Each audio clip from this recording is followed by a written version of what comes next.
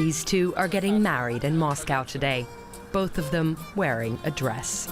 The students say they want to make a statement for tolerance, love, and freedom. The couple and many of their guests write for the critical Moscow student magazine Doxa, including EKATERINA MOROKO. The 25-year-old has been an editor for the online platform for 2 years. She says this wedding has raised her spirits. At the moment, it seems like everyone hates each other. The government hates us, and there is political repression everywhere. But here, there is love everywhere, and that's important. But there's a serious reason for the joyous celebration. The couple is marrying so they can't be forced to testify against each other in court. Natalia Tishkevich and 3 other Doxa journalists have been accused of inciting minors to take part in unauthorized anti-Kremlin protests. An investigation is ongoing. For months now, they have only been allowed to leave their homes for 2 hours a day. They could face up to 3 years in prison. To be honest, I don't understand what danger the authorities see in a student magazine. But I guess there must be something. After all, we have managed to build up an extremely strong community of free-thinking people.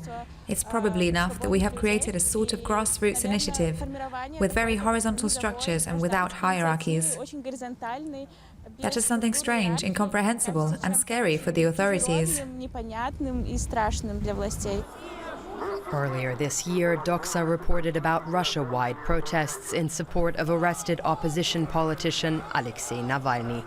It criticized Russian universities for pressuring students to stay home and not take part in demonstrations.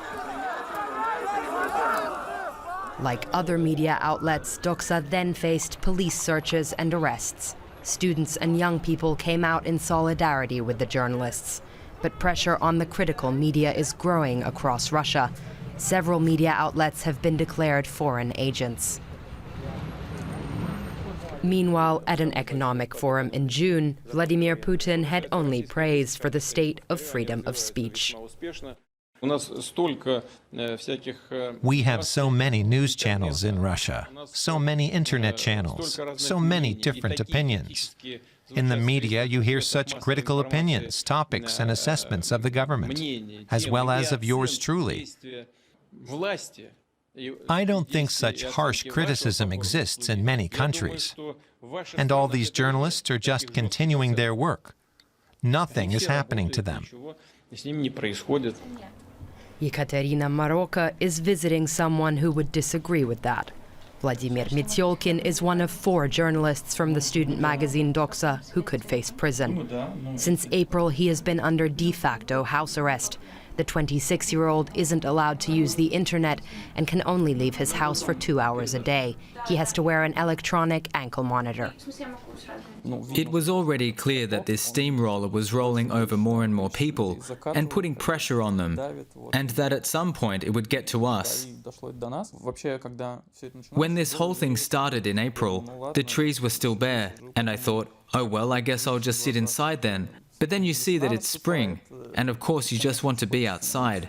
Vladimir lives with his mother. A Russian human rights organization has designated him and the other 3 Doxa journalists with ankle tags as political prisoners.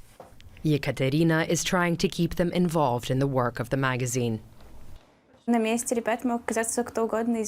of us could have ended up in their place. The fact that they got unlucky was just a coincidence. I know it could have just as easily been me in this situation. And I know that the only thing we can do is to support them somehow.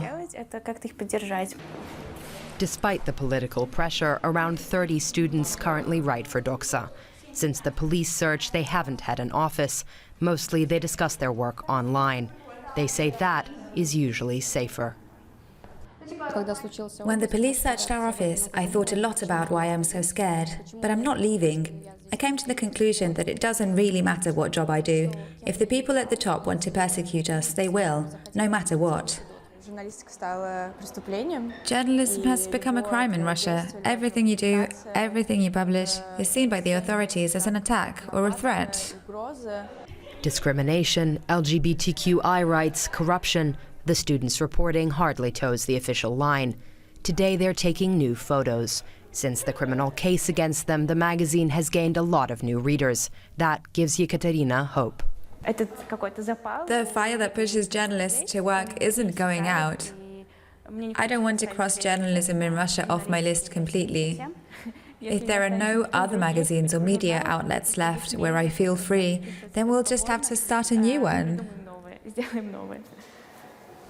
That will probably also be closed and declared a foreign agent, but that's just the reality at the moment. It's a reality Ekaterina says the journalists at Doxa want to face. They say all those who dare to be critical in Russia have to make sure to stick together.